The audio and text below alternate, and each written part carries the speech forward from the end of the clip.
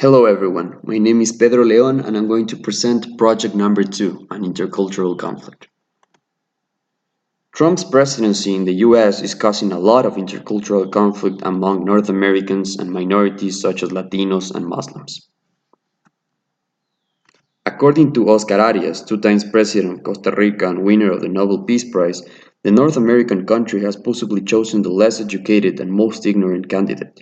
He has showed a misogynist, sexist, and xenophobic attitude during his campaign. He has attacked minorities such as Muslims and Latin Americans, especially Mexicans. The attitude of the new president has created a lot of intercultural conflict in the US. Latinos are now being depicted as criminals, drug dealers, and rapists. White American racism has grown considerably. Many Latinos have stated that they have experienced new levels of racism since Trump. The cultural shock has specifically been more harmful for immigrants, who have been asked questions such as, "Why are you here? Do you even speak English?" or "Are you legal?" After knowing all of this, you might ask yourself the question, why did Trump win? And the answer lays on his dangerous tactic, spreading fear. And the problem with fear is that it's subjective and sometimes may lead to bigger conflicts. As fear was once spread when Archduke Franz Ferdinand was murdered, which would later start World War I, the effect of that action caused an increased perception of aggression that did not actually exist. And this is the same idea that Trump is using. Trump is spreading fear of the other. In this case, the other is the Mexican immigrant who's supposedly taking American jobs or who's supposedly involved in drug dealing or any other crime. An example of the strong xenophobia is how White brothers Steve and Scott Leader urinated on a homeless Mexican man, and they supported the action by claiming Donald Trump was right about deporting all these illegals.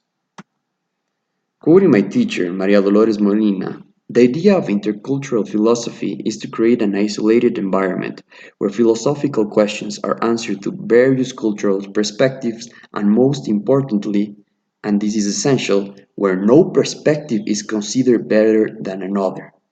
This is the exact opposite of what is happening in the US right now. Trump's speech has caused white American racism, in which Caucasians feel that they are superior than the minorities. A cultural conflict arises when we discuss immigration.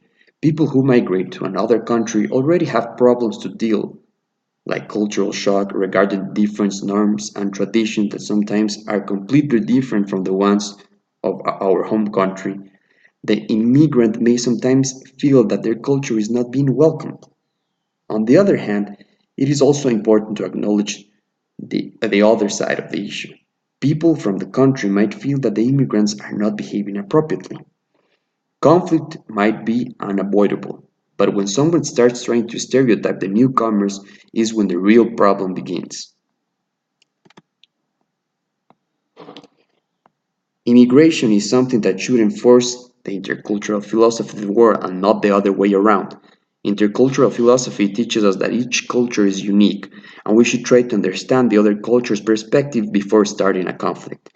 There are unemployed people in the US, that's true, and they are worried about their family's economy and about the future of the country.